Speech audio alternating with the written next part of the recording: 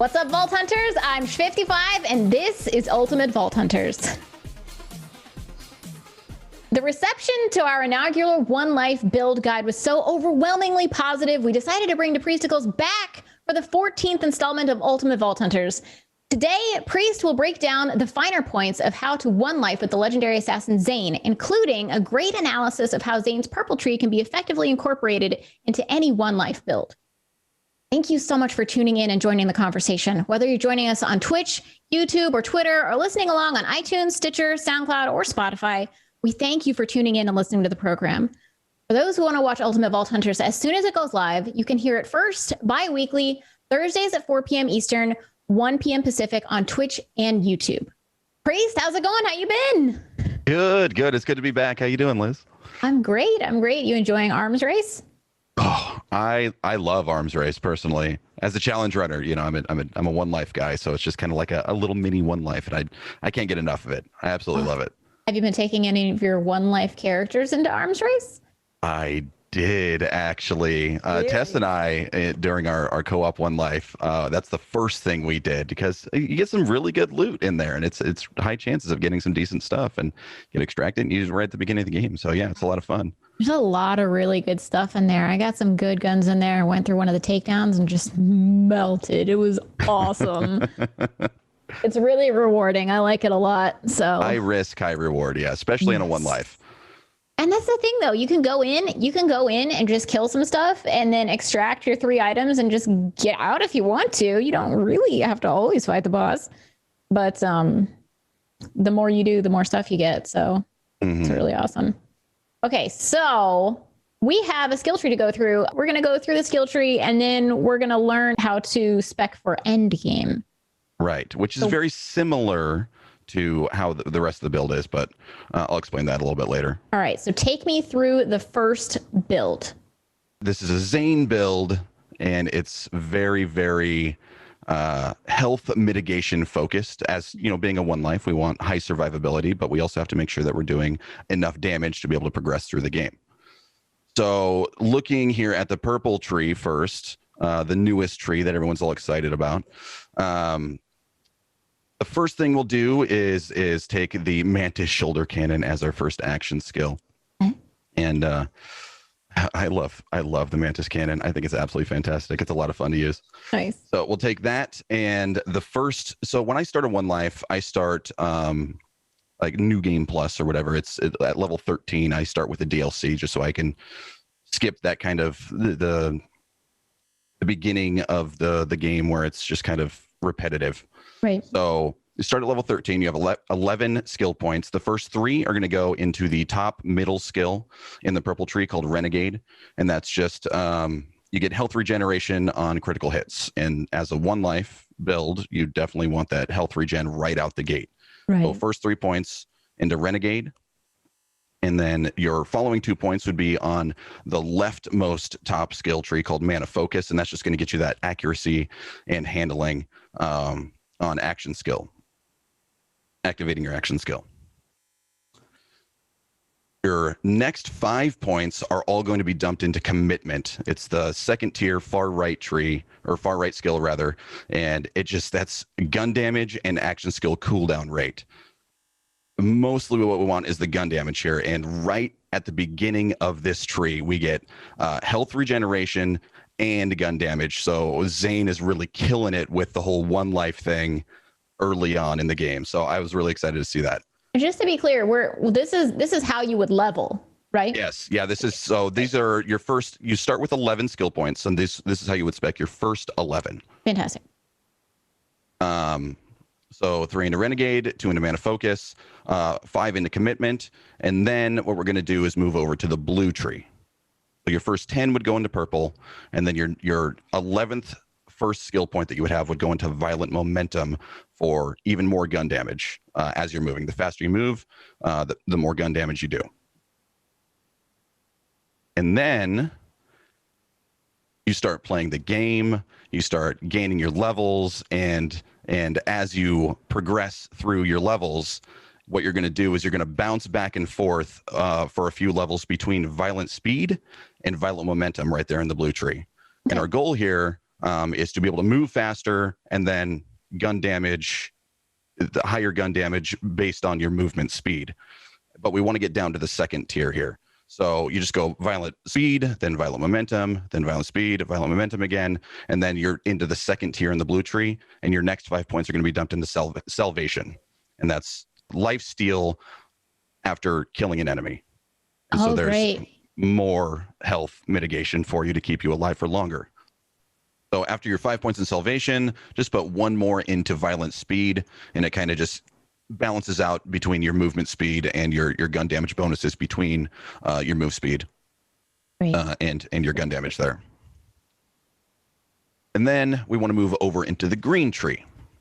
And our first 3 points into the green tree are going to go into Hardy Stock for the maximum shield capacity. Again, 1 life. We want to make sure that we're surviving. And then 2 points into Adrenaline, and this is going to help with our action skill cooldown.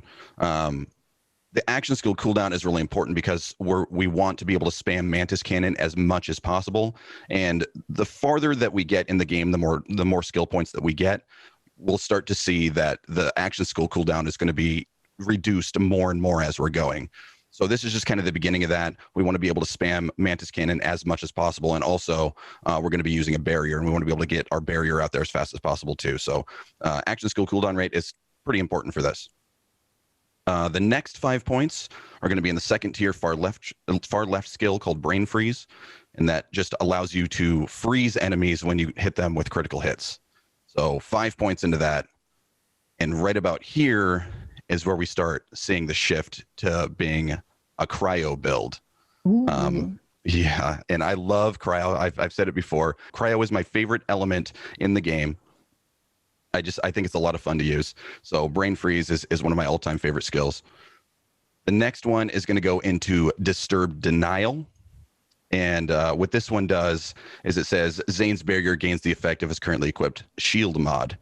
And you can use this skill paired with your whatever shield you decide to use. There's a few different options that you can use to be able to either get like bullet reflection or something if your shield has bullet reflection on it, or if you have a stopgap. The stopgap, when it breaks, you get 5 seconds of immunity, damage immunity, and that will copy onto your barrier if you decide to use that one. So there's a lot of really cool synergies between Disturbed Denial and what shield you decide to use. Where is Disturbed Denial? Are we still on the green tree? Green tree, yeah, it's still a green tree, third tier. It's the only skill in the third tier on the green tree. Be Confident Competence? They got switched. They moved. Confident Competence used to be there, and now that's the capstone. They got flipped. Okay. They did that in the blue tree too, actually. So after Disturbed Denial, you should be right about the time that you're finishing up normal Vault Hunter mode, right around level 35, somewhere between 30 and 35. Once you hit true Vault Hunter mode, you want to go back to the purple tree. Okay. So we started with the purple, we went over to blue, we jumped over to green, and now we're going back to the purple again. Now going back into the purple tree, what we want to do is take Fugitive so we can sprint and shoot at the same time, which is super, super handy, especially since we're now like you're seeing you're getting more gun damage the faster you're moving. Yeah. So being able to sprint and shoot at the same time is just more gun damage as you're shooting. So that's really handy. Their next 5 points are all going to be into Headsman's Hand, which is just bonus crit damage. And this is probably one of my favorite skills, like in Borderlands 3, just bonus crit damage, and it stacks twice. Ooh. It's really, really handy. Nice. But accuracy and handling are going to be an issue now that you're moving so quickly. So your next 3 points are going to be into Tunnel Vision, which is just a second tier middle skill. Tunnel Vision, and it just gives you increased accuracy and handling the quicker that you're moving. So now we're seeing ourselves with Violent Speed and Fugitive. We're moving really quickly. We can get bonus accuracy and handling by putting 3 points into Tunnel Vision there. Wonderful. Next, we want to go down to Domino Effect. because you're going to start realizing that your reload speed is kind of taking a little bit of a hit here, and we need to progress down the tree. So we'll put 2 points into domino effect, and then 3 points into sheer will. And this is where we really, really start seeing our action skill being almost instantly cooled down, because every time you get a critical hit, it reduces your action skill cooldown rate. So 3 points. That had that effect on Flak as well. That's awesome. It's absolutely phenomenal, especially with MNTIS Cannon, because the cooldown rate is already pretty low, and the focus of this build is to get critical hits. That's where a lot of your damage is going to come from. There's a new anoint out with Designer's Cut where it says while your barrier is active, you gain accuracy and critical hit damage, 60% increased accuracy and 70% increased critical hit damage. Wow. Yeah, 70% crit damage. And so you really, really want to make sure that you're going for crits. And while you're hitting your crits, sheer will is just going to be able to, it's going to give you ridiculous amounts of action skill cooldown rate. And since we're getting crits, we want 1 point into Eraser, which is Borderlands 3 Boar. If you get a crit, it pierces that enemy and it does bonus damage to enemies behind it. One of the best skills, in my opinion, as long as you can line it up right. But we just had that 1 point in there, just kind of just in case. You know, if you're fighting in a crowd of enemies or something, and you're trying to hit those crits, those shots can pierce and get that bonus damage, and it really helps. And then we're just going to capstone this one. Arman Flint, bonus damage when you aim down sights, and automatically apply status effects when you're aiming down sights and you score a critical hit. Ooh. I love this skill. And you can actually, with the new class mod that you get from Arms Race, the Suave Spy, you can get one of those to drop with that capstone skill on it. And it doubles your gun damage that you would get when you aim down sights up to 50%. Oh, wow. That's cool. So that's pretty cool. That is pretty cool. And you get that where? You get that from Arms Race. Arms Race? Cool. Yeah. Yeah, it's one of the new class mods that drops. All right, so what skill tree next? Are we going back to the green tree? Yep, now we're going back to the green tree. And we want to be able to progress down this tree. We want to hit the capstone on this, Confident Competence, for the extra gun damage. So there are other skills that we want to spec into, but priority comes with the later tiers. And so we kind of need to jump back and forth a little bit. So we want to start putting points into Ready for Action. The top right skill, so the shield recharge rate and delay, it's a fantastic skill. And so back at the green tree, we'll put 4 points into Ready for Action, which brings us down to the 4th tier, where we want just 1 point in each of those ones. 2 of them max out with 1 point. Really Expensive Jacket, Futility Belt are each 1 point each. They're 1 point each. And Best Serve Cold, you just want 1 single point into it. And Best Serve Cold is a kill skill. Whenever you get a kill, Zane has a Cryo Nova that explodes around him. And that's just going to help you slow down the enemies so you can hit your crits a little bit easier. Are the other 2, I mean, why not 3 into Best Served Cold? Are the other 2 quality of life or?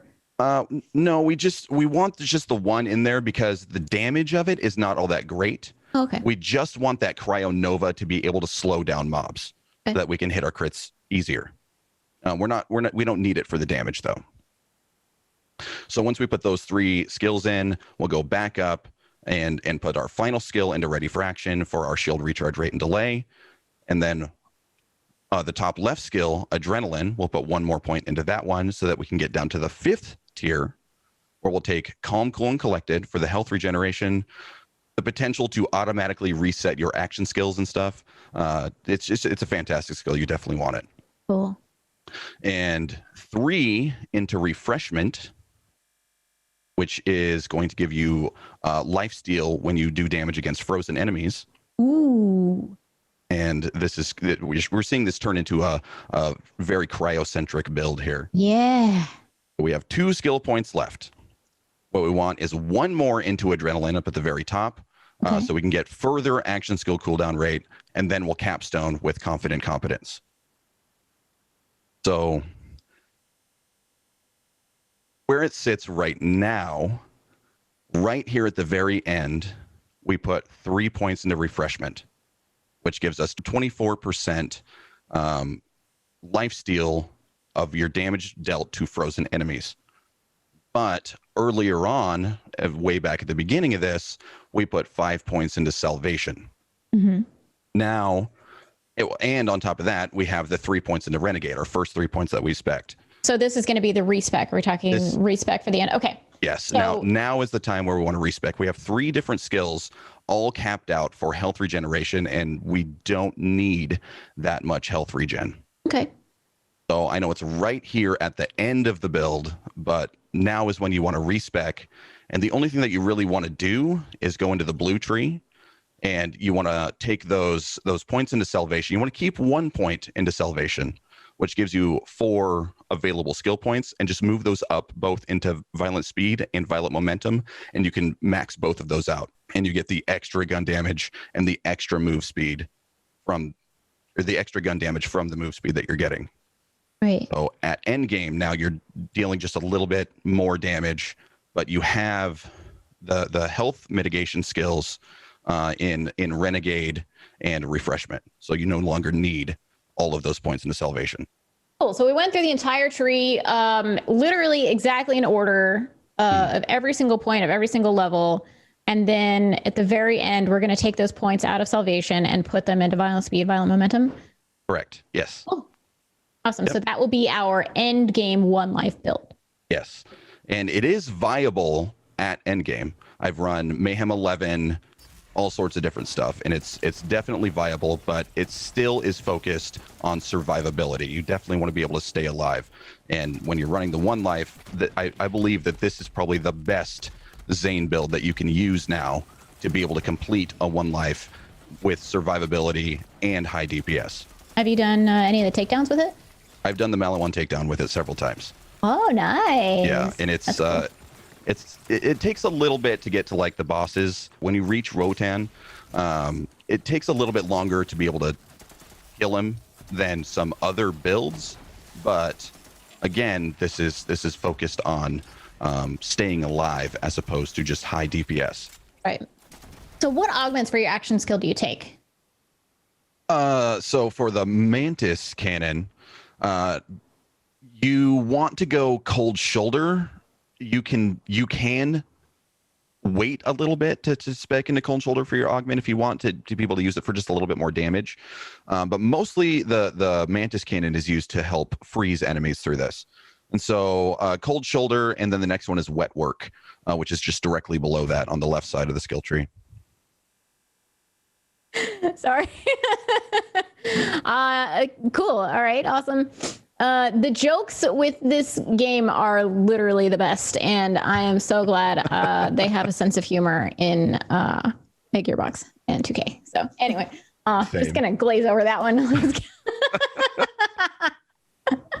Okay, cool. So we take cold shoulder and wet work. Yeah, and there's a reason why specifically those two. If you take No Way Out, it increases your duration, your action skill duration. You don't want that. Okay. And then the other two rather, Brain Drain, it gives you 2 charges instantly, and you want to be able to use your final MNTIS cannon charge, because we're going to be using the Suave Spy that we get from Arms Race as our class mod. Okay, right. So we don't want to get those charges back, and then for the same reason, proliferation, we don't want to have those 2 extra charges. And since the build itself has so much action skill cooldown, you don't need those extra charges anyway. You always will be able to spam your cannon. Awesome. And awesome. I don't think we touched on it, but obviously the second action skill that we're going to be using is the barrier. You can see because we put a lot of skills in Green Tree. Mm-hmm. And obviously, because one life, we want survivability, and barrier is just the best for that. The only one that really matters in this is all-rounder. But when you start, you can go charged relay if you want, but that doesn't benefit you when you pick up your shield.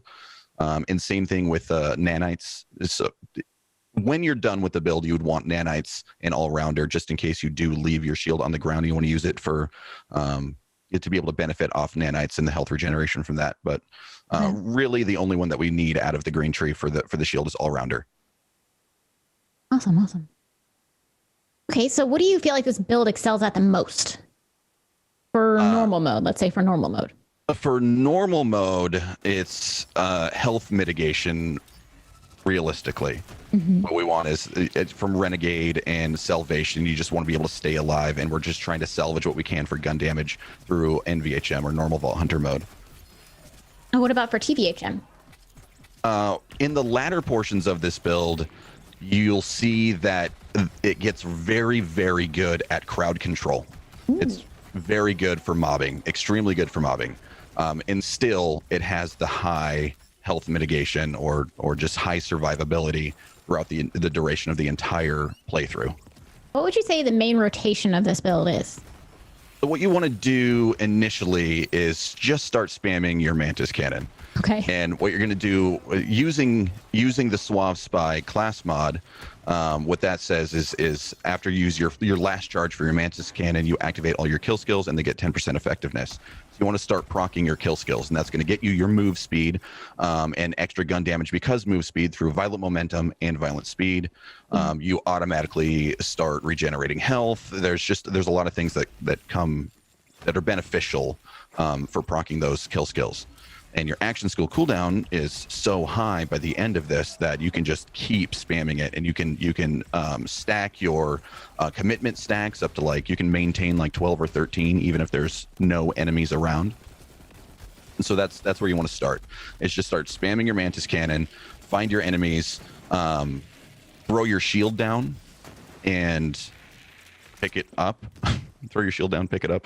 You want to pick up your shield and just start shooting enemies. Aim for crits. You really, really need to hit your crits. Get that action skill back. Yeah, the action skill, your barrier will reset for every kill that you get, and it'll stay alive for longer, or the barrier will stay out for longer as long as there's mobs around. Awesome. How does this build fare overall with the takedowns? I haven't tested it in the Guardian takedown just yet, but I've done Malawan takedown several times, and it's really good. It's a lot of fun. Just freezing enemies all over the place, and it just the crowd control potentials with this thing it's a lot of fun for mobbing. It does take a little bit to get the bosses and stuff down, but it's that's not what you're focused on. No, you're focused on staying alive. Yeah, so you can stay alive for long enough to be able to get them down. It just takes you a little bit longer is all. Okay, cool.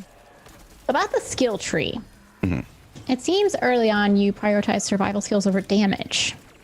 Does it ever feel like you're lacking for damage as a result, or do you feel that it facilitates a slower, more methodical way of playing the game?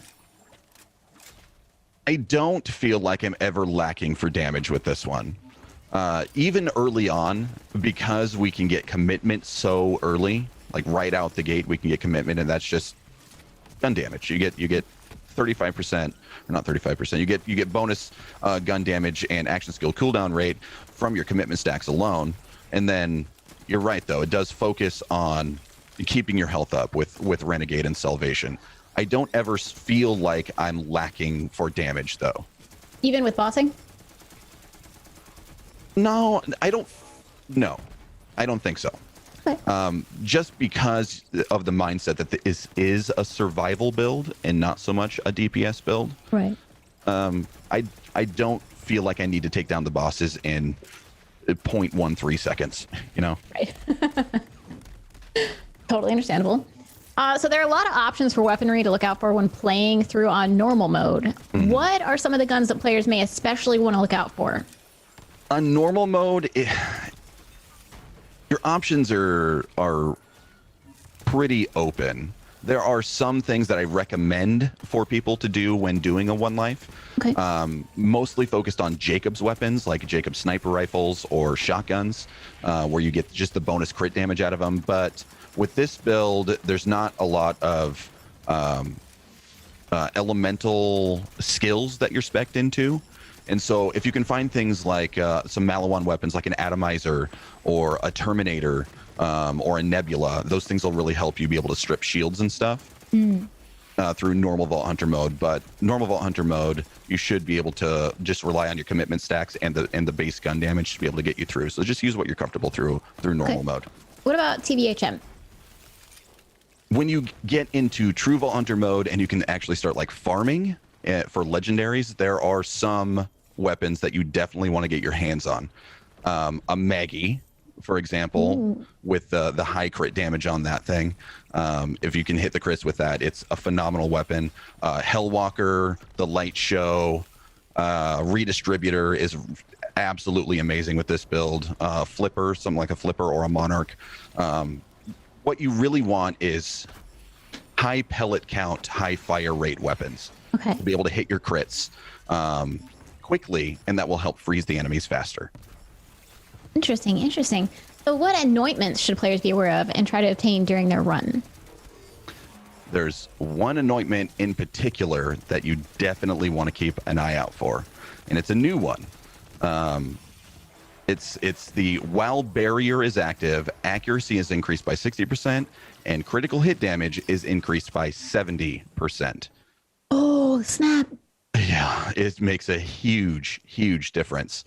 And so, especially in the latter portions when you're using this build and you have that anoint, where your action skill is so, you get your action skills back so fast, Yeah, you man. always can throw your barrier out. You'll always have it. And as long as you're hitting your crits, you get 70% extra crit damage. And that complements, there in the purple tree, Headsman's Hand, where you get even more crit damage from it. So that's the top tier anointment on your weapons that you want. But things like consecutive hits work really, really well too. Wow. Yeah. Get those extra crits. Are there any weapons or gear that you go out of your way to obtain that help your playthrough? Yes. Right out the gate, I go into an arms race run. Or 2 or 3, depending on how many it takes. Wow. Okay. The Suave Spy class mod is pretty key for this, because you're using your Mantis Cannon. And like I said earlier, it's the last charge of your Mantis Cannon where you activate all your kill skills. So you don't need a spec in the Seeing Red, and you don't need a Seeing Dead. This replaces those entirely. And since you're always spamming your shoulder cannon, you're constantly getting your kill skills based on that. And the Suave Spy gets you points into commitment and Headsman's Hand. And it also can it has the skill for the capstone on the purple tree, Arm and Flint. So with that capstone, I mean, you technically don't have to cap it. You could put that point somewhere else, right? You could, but it doubles the effectiveness. So when you capstone, you get 25% extra damage when you aim down sights. If you get a Suave Spy with the capstone on it, it doubles it to 50% additional damage. Goodness. It's pretty crazy. That is awesome. I go out of my way to get a Suave Spy every time. And if you can get things like weapon damage and reload speed on it, because we don't really have a whole lot of reload speed skills spec'd into this build. Hit damage. Critical hit damage, that was the big one. Crit damage, weapon damage, reload speed. That's the god roll for a Suave Spy. Awesome. And the other thing, though, anywhere? No, that's just an arms race. No, I mean anywhere in arms race. Like if you're like. Oh yes, yeah. It's not just a boss drop. Not as far as I know. No, I think I've gotten it all over the place. There's one other thing, though, in arms race that you want to keep an eye out for, and that's the shield that I like to use with this build. It's the Beskar shield. And it complements our green tree skill, the Disturbed Denial, where your barrier gains a copy of your shield mod skills. And the Beskar shield has 100% chance to reflect projectiles when shielded, 100%, and 50% damage reduction while shielded. So with the copy of that on the barrier, your survivability is just drastically increased. That's insane. Yeah, there are some other shields. Insane. Oh, sorry. It's crazy good. It's crazy good. And the Suave Spy and the Beskar, I'm really glad they're in the game now with the purple tree, because this build, it's the one life potentials with those pieces of equipment make it so much better. So much better. The other shields, though, that you can look out for if you don't get a Beskar to drop is a stopgap It gets you the 5 seconds of immunity when on shield break, and that transfers over to your barrier also. So when your barrier breaks, you get 5 seconds of immunity, and as long as you're hitting your crits and getting your action skill cooldown rate within that 5 seconds, you're going to be able to throw your barrier out again. So it keeps you alive. That's awesome. Or a transformer, just because a transformer is just really, really good. It's awesome. It's like the best shield to have, like as a backup for sure. Absolutely. Okay, so if one should drop, what legendary should players keep an eye out for? Oh yeah, I'm gonna say probably the 2, at least in base game, without going into DLCs, would be the Maggie and the Hellwalker. Okay. Those 2 are outrageously good. If Get you those do have crits. access to the DLCs, get a light show and a flipper. And once you get to the part to where you can start doing the takedowns, look for like a Kib's Worth. If while you are doing arms race runs, keep an eye out for a plasma coil. Definitely want to pick those things up and use them if you I get got a them. plasma coil in my arms race run, and oh my god, I think mine has like 2 times damage while action skill is active, and on Moe's with the little baby bear is amazing. The plasma coil is just a fantastic gun to begin with, and with a 200 ASA anointment on it, that makes it even better. Oh, this is so good. Okay, so what grenade mods do you use? We don't use a grenade, actually. Not at all. Yeah. Because we're using a shield and the MNTIS cannon. And we don't spec into any skills that would allow you to be able to use a grenade. Man, I'm not a Zane player, so I completely didn't even think about that. Okay, great. What shields do you use? We talked about the stopgap, and you talked about the Beskar. The Beskar. The Beskar is the one that you want to keep an eye out for while you're doing your arms race runs to get your Suave Spy. When you do your arms race runs, like that still counts as 1 life, right? So like if you die, If I die, it's over.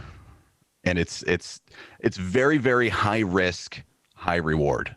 the first time I ran into arms race, I didn't know that there was a white chest that spawned right next to you. Were you trying to melee everything? And started meleeing everything. Oh no. Of course I died, but like, oh my god, I didn't know what was going on. Yeah, I didn't either, honestly. I happened to catch it just by looking around, but yeah, it's arms race is a lot of fun, but especially during a 1 life, you really have to play it safe, be calculated, and really, really hope you get some decent RNG so that you can survive the run. Man, takes a lot of cojones to do arms race on a 1 life build. What class mods do you use? The Swamp Spy is the only one that I'm going to go for. I will do arms race runs until I get one, and you can get it right at level 13. So when you start, the first thing you do is an arms race run, and hopefully you get one to drop. If not, maybe do another one. I will continue to do it until I get a Swap Spy. Cool. And you don't need to keep going back into arms race to get like updated levels, updated or current level ones, because you still get the bonuses from the Swap Spy regardless the level. Unless Except for the passives are going to have to level up. Yeah, that's what I was just going to say. Is like if you find yourself struggling, you might want to go back to get one with the better passive rolls. Awesome. One last thing is the artifact. We haven't talked about the artifact. I didn't say which one I'm going to be using. Okay, yeah. I feel like it's kind of obvious for a lot of people, but you want an icebreaker. An icebreaker, I use an icebreaker Victory Rush. Okay. And since there's badasses all over the place, the Victory Rush, you get extra movement speed and damage, and move speed translates into damage. So you just extra damage from the Victory Rush. And the icebreaker, you get bonus cryo efficiency and bonus damage against frozen targets. Wow, that's a lot of cryo, dude. It's a ton of cryo. Things almost instantly freeze. Really? Yeah, it's things freeze with just like 1 or 2 shots. Cool. Yeah, it's really neat. So what Guardian rank talents should players focus on to get the most bonus stats for this build? As the name implies of the Guardian rank column, the blue one, the survivor column, the survivor tree of the Guardian ranks, this pretty much the only ones you need to really focus on if you're trying to do 1 lives. There's the other ones do help here and there with like some gun damage or whatnot, but almost everything down the blue tree is focused on survival.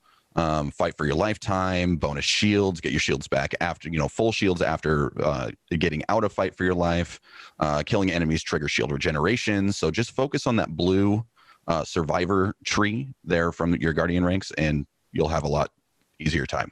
Are there any that you should disable? No. Oh, no. Okay. Hollow point, you're fine. No, I'm kidding. Just like PTSD from the beginning of the game when it used to explode and oh my goodness. Kill yourself with it all the time. Yeah. That was But miserable. now it's fixed. So how did you test this build? Trial and error. I knew that I wanted to do something with the purple tree. Okay. And so keeping One Life in mind, I saw immediately Renegade and Commitment right out the gate, as that's just amazingly good. And I tried to do it with drone and focus on kill skills and stuff here and there. But the barrier is just too good for a One Life. And there's some really, really good skills in there. And once I realized that you can focus on green tree and be able to cryo things, and when they're cryoed, they can't shoot back. That's when I realized that you definitely need to go green tree for survivability. Yeah, stopping everything from shooting you is definitely an advantage. Yeah. We have that advantage with flak now with the purple tree as well, which is great. Yes. What were some of the initial impressions when you first tested this build? I was honestly really impressed. I didn't expect it to perform as well as it did. This is easily the best One Life build that I've ever put together because of its high damage potentials and equally high survival rates. Awesome. So what did the numbers look like compared to other similar builds, both ones that you've crafted and ones you've seen other community members display? I mean, I'm going to hold true to my word and say this is probably the best One Life build in the game to date. Nice. It's a lot of fun to play with. The crowd control is amazing, and the health mitigation that you have throughout the duration of the entire playthrough, not just at certain points or when you reach certain levels, is really, really good. And I'd argue the fact that this is probably the best One Life build in the game to date. Wow, good to be proud of what you're doing. That's awesome. Do you feel that there are any changes that Gearbox can make to the game that would further refine this build without making it drastically over or underpowered? No, I honestly, I think it's kind of overpowered as it is. Really? Yeah, it's just the ability to be able to cryo things so quickly. It changes the game. Being able to One Life this effectively on Zane, where before the purple tree was here, I struggled with Zane, and other One Lifers and challenge runners that I talked to also struggled playing Zane. But the purple tree completely 180'd that, and now I'd say that Zane is the best One Lifer. Did you now? What was the character that you brought to us before? The One Life character, was that also a Zane? Amara. It was an Amara. Okay, but you feel like Zane is probably the best One Life. Yeah, as an Amara main, I'm scared of Zane's damage numbers. Nice. I really, with the addition to the purple tree, Zane, I think, takes the cake as probably being the beast of Borderlands 3 now. Wow, that is a lofty claim.